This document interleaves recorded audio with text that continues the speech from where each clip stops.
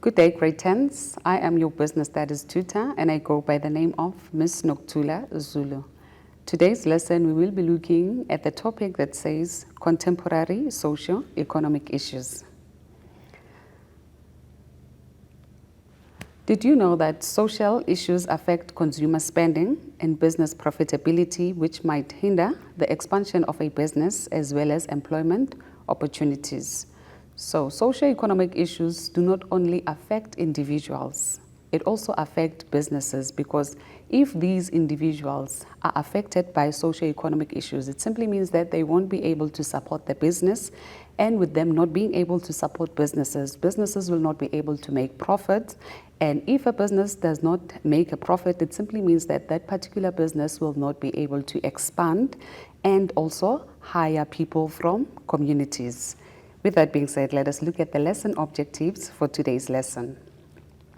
So at the end of this lesson, you must be able to elaborate on the meaning of socio-economic issues, explain the reasons why the socio-economic issues pose a challenge to businesses, give the meaning of inequality and poverty, discuss the impact of inequality and poverty on businesses, define the term inclusivity, and explain the purpose of inclusivity in the workplace. And lastly, you should be able to give the meaning of unemployment and unproductive workforce.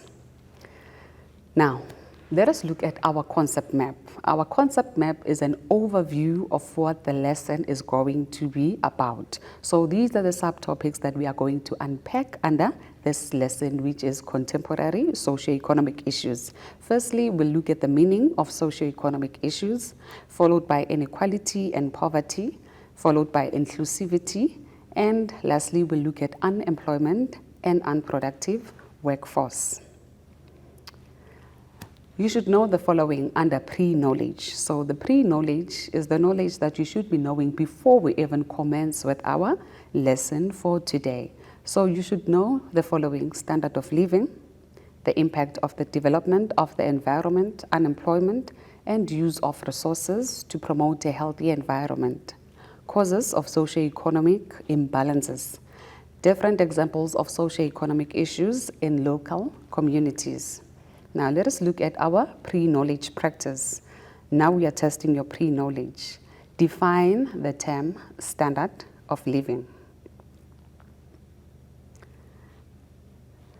It is the level of wealth, comfort, and material good available to a certain socio-economic class in a certain geographical area.